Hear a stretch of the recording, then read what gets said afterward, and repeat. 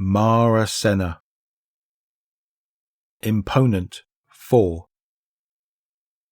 Next, the fallen paladin and the hunter chose long guns and went out into the monsoon jungle to stalk each other. Sieur Ido selected a tiger spite in 11 by 90 mm with 5-round flock guidance and an inertial sump. Aldrin chose a silent needle carbine with a cone snail payload. For 6 weeks they stalked each other as the political situation grew more dire. He was the better hunter, stealthier in motion and at ease in the wilderness.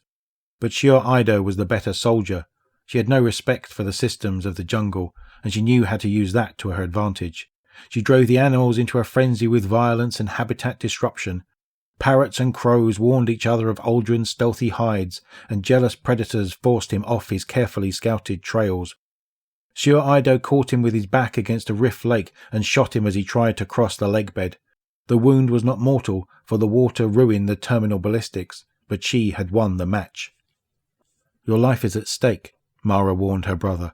"Lose this final match, and you will—" "Am I simple?" he snarled at her. The wound pained him terribly, but he would not risk more than a little analgesic. "Leave me to my work, sister, or you will leave me with nothing at all." Now they would meet in air superiority fighters over the Andalayas. Charges under their seats would detonate if either of them left the engagement area. Because of the small combat zone, Sieur Ido chose a nimble ermine tactical fighter and a payload of all-aspect heat-seeking missiles. "Where will we receive these aircraft?" Aldrin demanded. "How can I trust the equipment?" Sieur Ido told him that one of the Jensum scribes would pick the aircraft and requested weapons from her personal deterrent stockpile. "Very well," Aldrin sniffed. "And we will have access to all the weapons these airframes can equip?" "Of course," Sieur said. "Those we cannot obtain can be replaced by training simulators." She was certain Aldrin's wound would cripple him. "Then I will fly a dart," Aldrin said. The ancient interceptor had awful fire control, dismal maneuverability, and primitive weapons. "A dart?" Sieur jeered.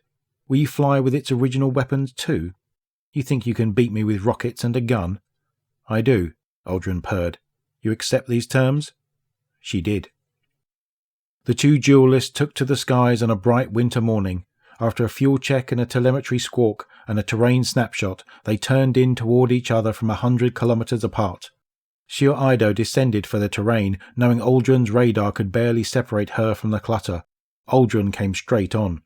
At 80 kilometers of separation, Aldrin called across the radio, "Fox 3, kill, engagement over." Sieur sneered at the bluff and prepared to climb into a snap attack when the killed alert flashed on her ermine's training panel. She had forgotten that the dart's intercept loadout, when it had last served 70 years ago, included an unguided air-to-air nuclear rocket. Aldrin had simulation killed her and everything within several clicks. On the tarmac, Sieur Ido threw off her helmet and parachute and knelt before Mara Sov. "My lady," she said, "as I have fought your brother to a tie, I leave my fate in your hands. Be more kind to me than you were to my lady, the Diasarim." "Rise, Sieur Ido," said Mara. "Let us take the stars together."